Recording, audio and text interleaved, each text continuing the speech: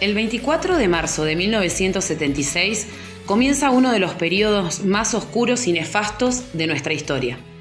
La presidenta constitucional Isabel Martínez de Perón era derrocada del Poder Ejecutivo Nacional. Nace así la sexta dictadura militar de la Argentina. Este golpe peculiar cuenta con el apoyo de la sociedad rural, grupos empresarios y financieros, el sector más conservador de la Iglesia Católica y, por supuesto, medios de comunicación masivo. También es peculiar porque reúne por primera vez en un golpe a las tres salas militares: Ejército, Armada y Fuerza Aérea. Se implanta un modelo de terror y persecución en todo el ámbito nacional. Miles de personas van a ser secuestradas, torturadas y asesinadas con un injustificable fundamento: la subversión. El llamado Proceso Nacional había entrado bruscamente para eliminar la guerrilla o a cualquiera que atentara contra la institucionalización del país. Aunque muy pronto el término subversivo para la dictadura se ha extendido a sindicatos, gremios, políticos, cantantes, artistas, trabajadores y sobre todo estudiantes que proponían una mirada distinta. Lamentablemente, uno de los hechos más destacados de la época fue la Noche de los Lápices. Consistió en una serie de secuestros y asesinatos. 10 estudiantes secundarios fueron secuestrados y torturados, de los cuales 4 fueron asesinados sin que se hallaran sus restos hasta la fecha. Los desaparecidos eran estudiantes, en su mayoría adolescentes, 3 menores de 18 años. Esto sucedió debido a que habían participado de la campaña por el boleto estudiantil. Rápidamente fueron creados centros clandestinos de detención, que no eran más que lugares de dolor, sufrimiento, tortura y muerte. ¿Pero cómo se realizaban estos secuestros? Por las noches, los efectivos incurrían en casas del futuro detenido. Lo apresaban a la vista de su familia, con la impotencia de no poder hacer nada. E inmediatamente lo subían a un auto particular. Generalmente eran autos Falcon, sin chapa patente y con sacos o mascarillas que les tapaban la cara.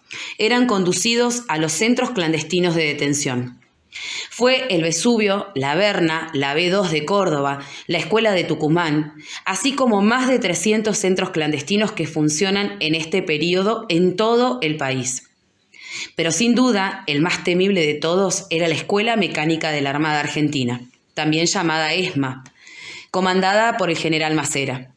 Aquí se torturaban a los detenidos de diferentes formas: electrochoques, quemaduras y tantas otras modalidades.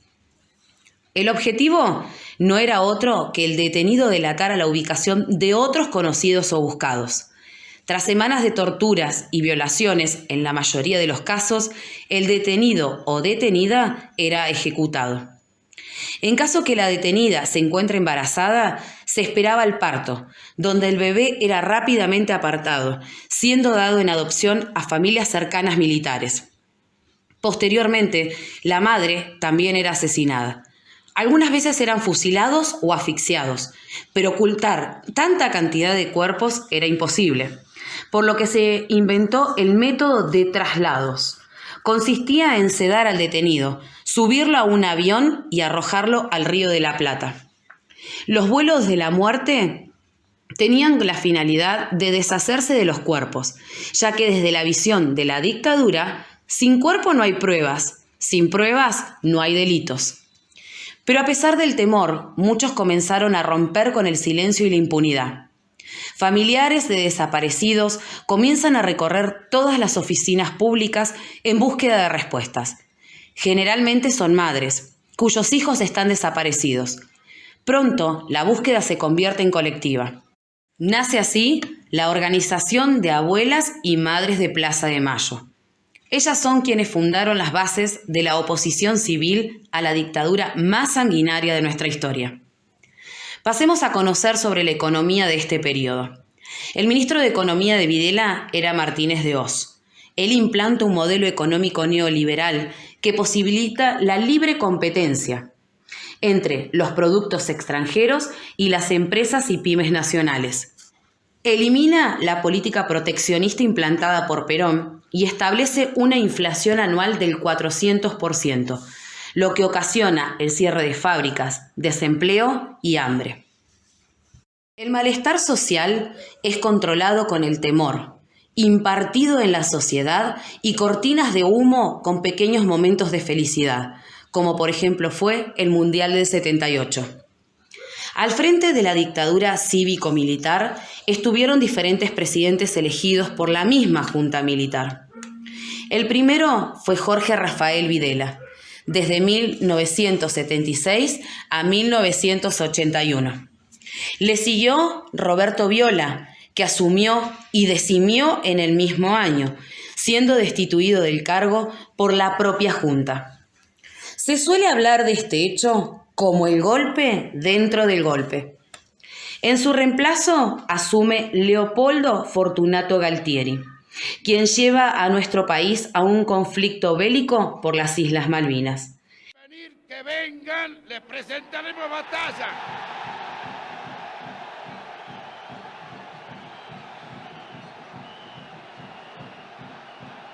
El saldo de la guerra es catastral.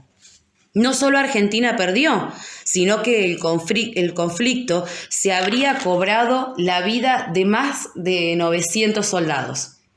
La derrota obliga a Galtieri a dejar su cargo y asume en su lugar el último dictador del golpe, Reinaldo Vignone.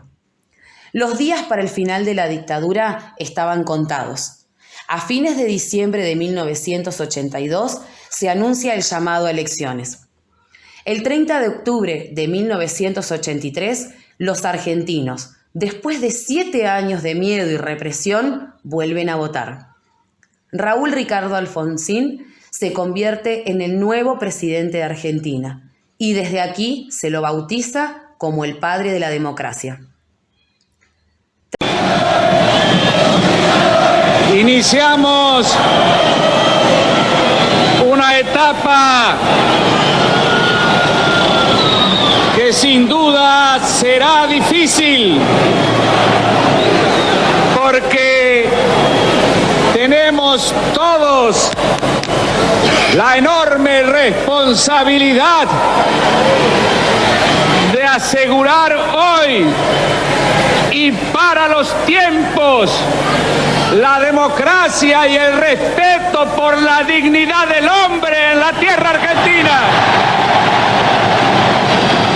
30.000 desaparecidos, casi 1.000 muertos en Malvinas, la industria nacional herida de muerte, la riqueza cada vez más concentrada y una deuda externa que se multiplicaba por 6. A todo esto que hemos hablado, pues se produjo la situación más grave vivida en 100 años de educación pública en la Argentina. Los síntomas más graves fueron la reaparición del analfabetismo, aumento de la delincuencia infanto-juvenil y un nuevo problema: centenares de chicos de la calle. La derecha peronista atacó al Ministerio de Educación del doctor Jorge Tiana, quien debió renunciar en 1974. El nuevo rector de la Universidad de Buenos Aires fue Alberto Otangato, vinculado con la derecha peronista y con grupos de orientación fascista, y junto al ministro de Educación Osiar Ivanisevich realizaron tareas de limpieza en el área educativa. La dictadura consideró la educación como un campo que había sido especialmente apto para el florecimiento de la subversión. Para contrarrestar tal antecedente, supo establecer una profunda coherencia entre la política económica social, la represión y la educación. Ricardo Bruera fue ministro de Educación de la dictadura desde la asunción del gobierno militar en 1976 hasta mediados de 1977.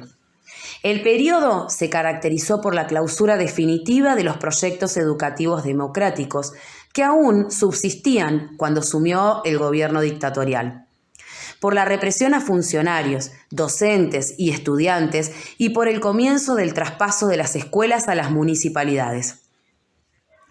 En julio de 1977, la Junta Militar aprobó el proyecto nacional.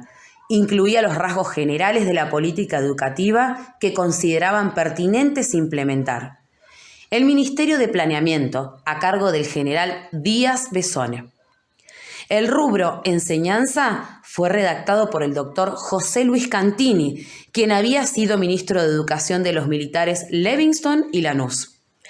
En este documento pretendía delinear la educación argentina, tomando como horizonte temporal el comienzo del siglo XXI, aunque su lenguaje y concepción esencialista y autoritaria revelaban un resurgimiento del más arcaico nacionalismo católico argentino.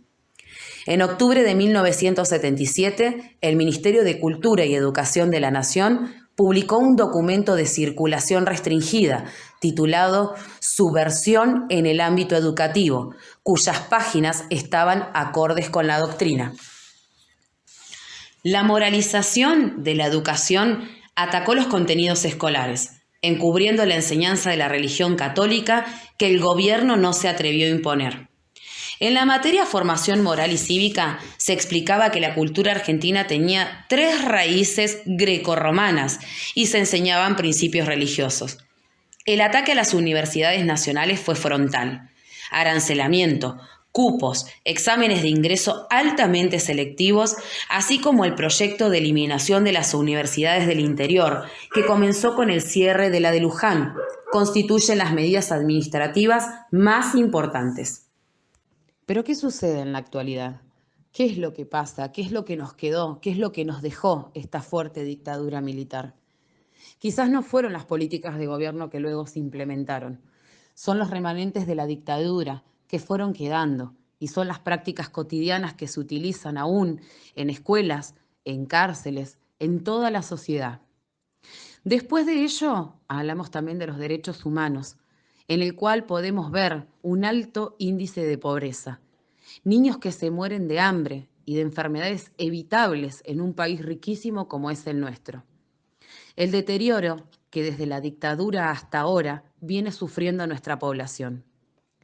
También se da en la cuestión del empleo, de la vivienda, de la educación. La Argentina era un país que había desterrado el analfabetismo y enfermedades endémicas. Esto ha reducido en forma enorme y tiene que ver con este fuerte deterioro social, económico, político y educacional. Hay un proceso en este momento de ver cómo se pueden ir superando todas estas cosas. Se hacen inevitables esfuerzos, pero esto va a requerir de tiempo, apoyo y fundamentalmente de solidaridad y empatía.